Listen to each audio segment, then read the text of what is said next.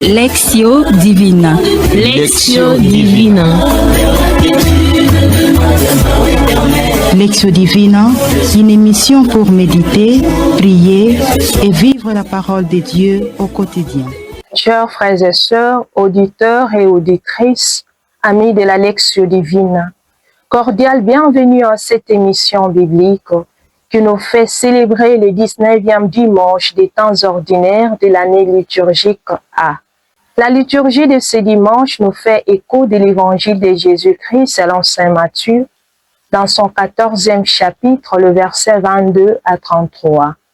Après la multiplication des pains, Jésus renvoie ses disciples et se retire sur la montagne pour prier.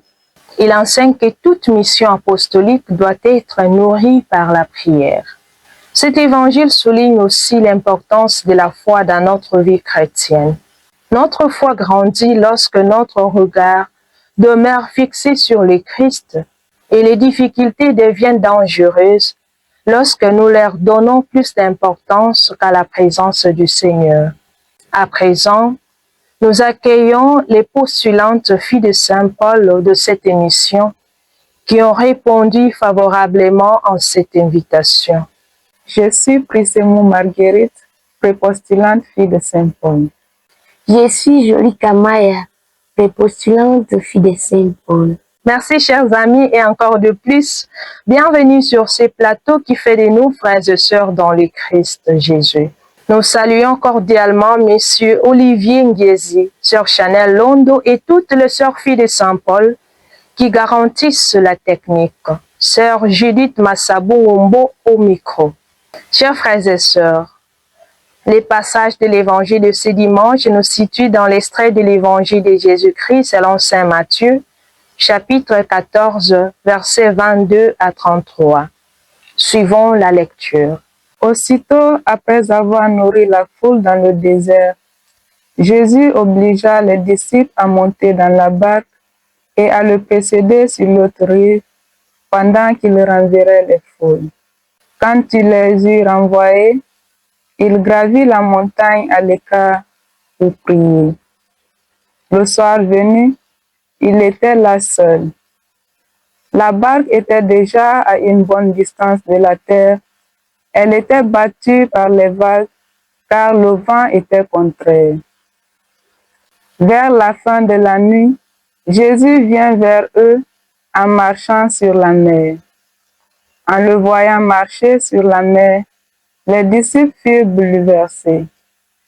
Ils dirent, c'est un fantôme. Pris de peur, ils se mirent à crier. Mais aussitôt Jésus leur parla. Confiance, c'est moi, n'ayez plus peur. Pierre prit alors la parole. Seigneur, si c'est bien toi, ordonne-moi de venir vers toi sur les eaux. Jésus lui dit, viens. Pierre descendit de la barque et marcha sur les eaux pour aller vers Jésus. Mais, voyant la force du vent, il eut peur. Et comme il commençait à enfoncer, il pria, Seigneur, sauve-moi.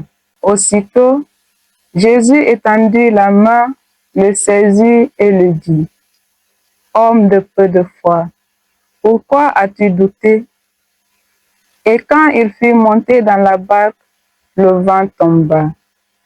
Alors ceux qui étaient dans la barque se prosternèrent devant lui et ils lui dirent, vraiment, tu es le Fils de Dieu. Acclamons la parole de Dieu. Louange à toi, Seigneur Jésus. Homme de peu de foi, pourquoi as-tu douté? Cet extrait de l'évangile selon saint Matthieu que l'Église nous propose aujourd'hui m'invite à enlever la peur au-delà de toute situation qui me semble difficile dans la vie, tout en sachant qu'il est présent et capable de m'aider à surmonter mes doutes, mes tristesses, mes inquiétudes, mes découragements. Cette phrase n'est pas un blâme définitif, mais un appel à grandir. Elle relève que la foi ne consiste pas à être insensible aux tempêtes, mais à fixer son regard sur Jésus. Confiance, c'est moi, n'ayez pas peur. Dans ce passage de l'Évangile, le Christ m'interpelle en disant de ne pas avoir peur quand je me retrouve dans des situations les plus difficiles. Je n'ai pas d'autre but dans la vie que de compter sur la grâce de Dieu, l'aimer et le servir, car il ne m'abandonnera pas lorsque le vent des tentations, des fatigues, des difficultés dans l'apostolat me submergera.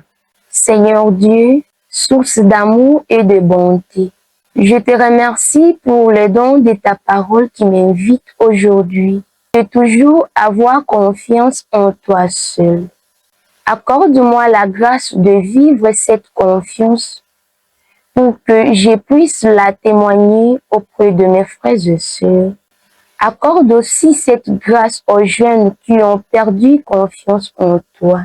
Ces jeunes qui, quand les difficultés arrivent, ils se découragent vite et trébuchent. Amen. Seigneur Jésus, je te remercie pour ta parole qui me redonne vie chaque jour. Et je te demande pardon pour toutes les fois que je me laisse emporter par les peurs dans les moments d'épreuve et pour mon manque de confiance. La grâce de pouvoir surmonter les épreuves dans lesquelles je ferai l'expérience de ma faiblesse. Je demande aussi cette grâce pour tous les jeunes et pour toutes les personnes qui en ont besoin. Et que la très sainte Vierge Marie nous aide à clamer plein de confiance avec les prières liturgiques. Renouvelle, Seigneur, les merveilles de ton amour. Fais que nous vivions fermement ancrés en toi. Amen.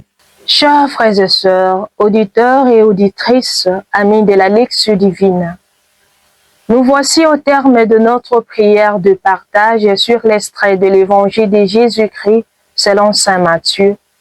En ce 19e dimanche des temps ordinaires de l'année liturgique A, nous sommes invités à nourrir notre foi au quotidien par la parole de Dieu, les sacrements et les lectures spirituelles, pour qu'elle demeure toujours vivante et efficace même au milieu des vicissitudes de ce monde.